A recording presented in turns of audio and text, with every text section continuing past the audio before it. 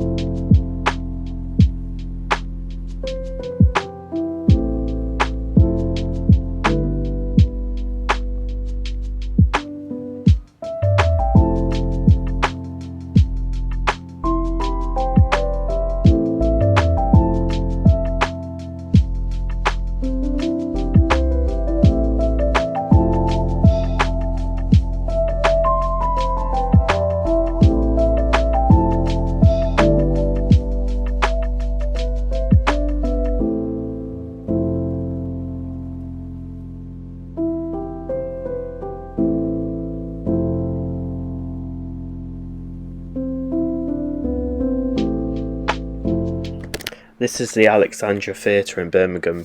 It has an amazing history. Neville Chamberlain gave a speech here on the Palestinian question. Seemed to support, seemed to be pro-Israel. He said, "Today the opportunity has come. I have no hesitation in saying that were my father alive today, he would be among the first to welcome it and to give its hearty support."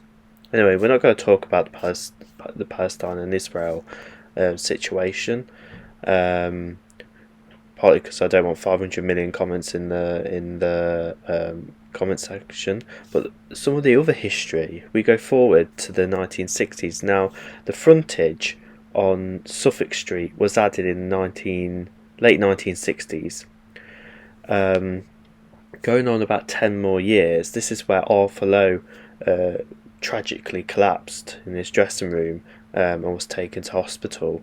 He'd actually given an interview earlier in the day at the BBC Pebble Mill Studios in Edgbaston. This studio was demolished in 2005. So this is the original frontage on John Bright Street. So this is where, if you see inside the steps, the stairs, this is where Neville Chamberlain would have climbed those stairs to give that speech in the theatre. This is the Victoria pub that stands beside the theatre. It's quite popular. I always walk past it, but I never go in. I've never been in.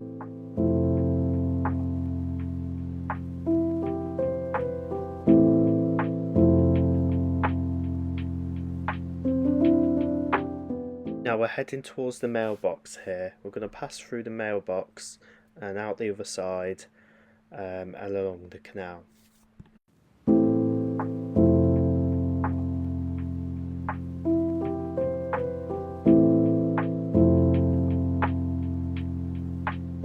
Now I have this problem with digressing quite a lot, but on the right you can see the Ark restaurant and it serves amazing Indian food, Indian curry. We'll just see it again now when I pan around. It's on the right here. Beautiful curry. Anyway, got to get back to the history, got to get back to the walk, but I always digress.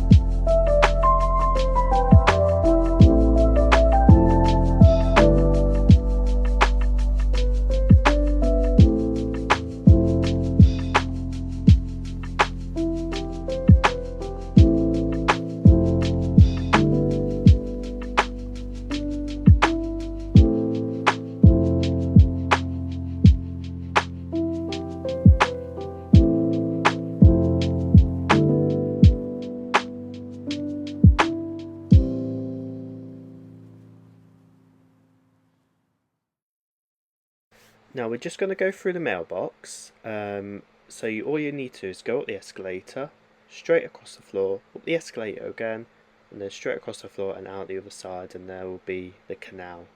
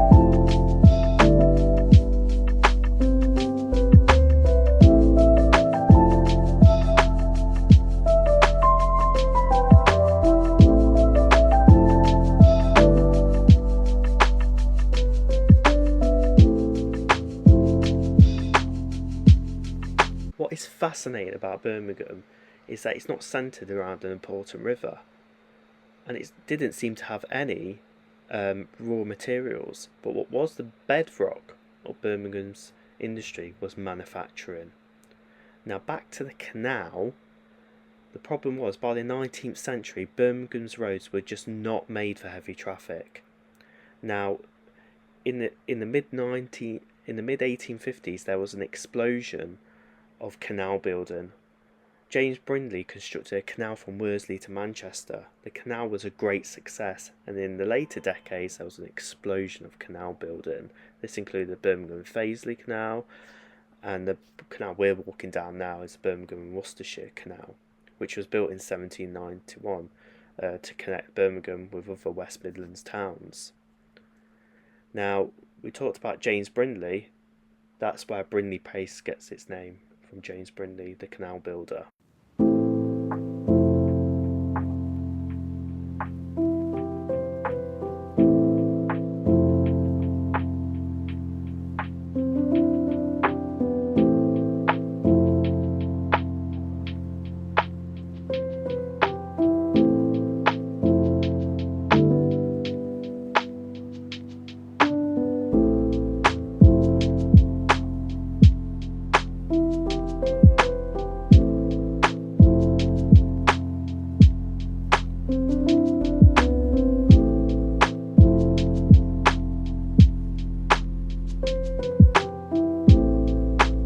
Now this is the Gas Street Basin. Now this is synonymous with William Murdoch, one of the great founding fathers of Birmingham. We'll discuss him later when we go to Centenary Square.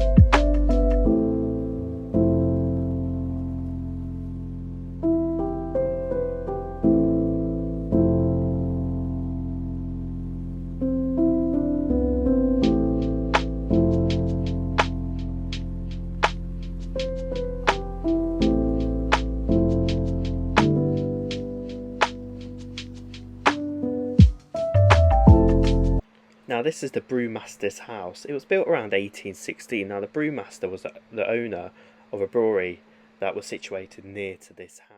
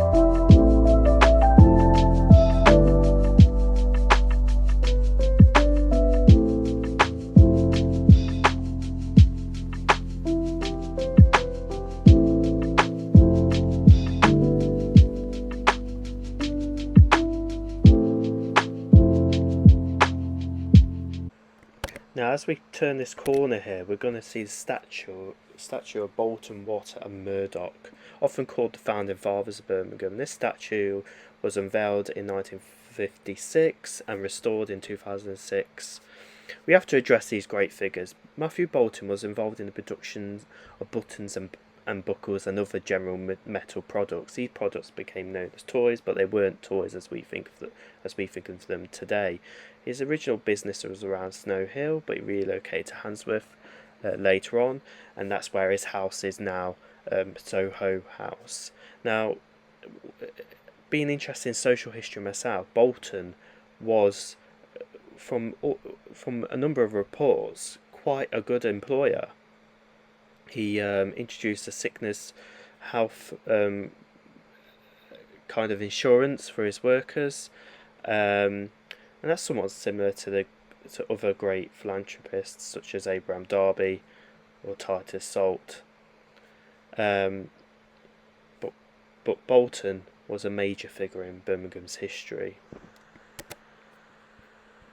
Now, Bolton's on the left of the statue. Watt is in the middle. Now, Watt went into business with Bolton and produced steam engines for factories and produced many hundreds over the country. But what is puzzling to me, the most puzzling thing about this statue, is why William Murdoch is there, because Murdoch was not listened to by Bolton and Watt. He came up with many inventions.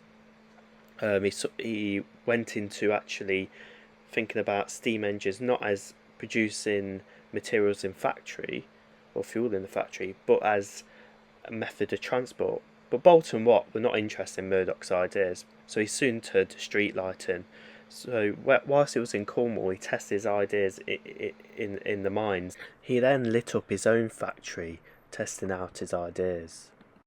But going back to Birmingham's history, without Murdoch's pioneering efforts in gaslighting, and of course when we talk about gaslighting here, we're not talking about North Sea gas, we're talking about coal gas.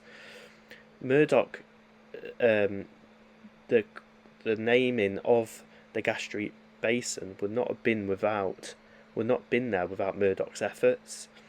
So Murdoch was a key founding father of Birmingham, and his efforts led to the creation of the Birmingham Gas, Light and Coke Company.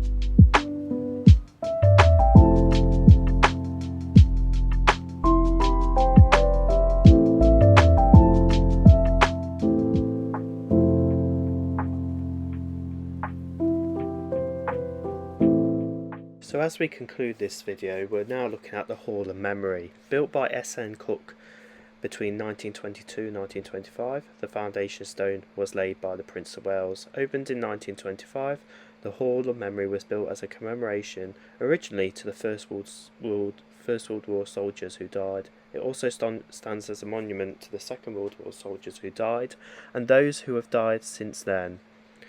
Made out of Portland stone from Dorset on the base of Cornish granite, inside the Hall of Memory are the names of who died in the First World War.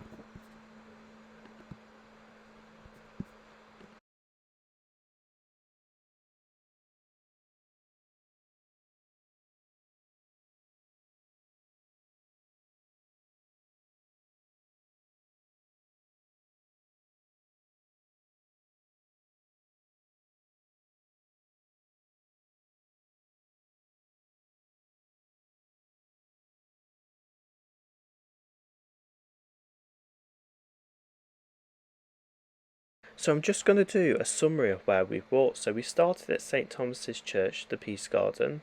We went down towards the roundabout, crossed the road, turned left, and then towards Alexandra Theatre. We turned right, and then we turned left onto John Bright Street. We followed the street all the way down towards the statue. Then we turn left onto Navigation Street. We go under the road, through the mailbox, out the other end, and then follow the canal all the way down past the Gas Street Basin to the steps. We go across the bridge, up the steps towards the brewmaster's house, around the back of the brewmaster's house, over the bridge, and then we follow the path through the various restaurants and shops to Broad Street. We turn left. Then we go straight down towards Centenary Square, which is where we see the statue of Bolton, Watt and Murdoch, and then we go across Centenary Square to where the Hall of Memory is, and that concludes our walk. Now thanks for watching. I plan to do many other videos. I've got a few thoughts running around my head on what to do next, but please subscribe, please like, and I hope this has been a good walk and talk, and with some history in there. I didn't want to overload people, wanted to make it more of a walk and talk and not more of a heavy history lesson. So thanks for watching. Please subscribe and like, and have a good day, and I'll see you soon.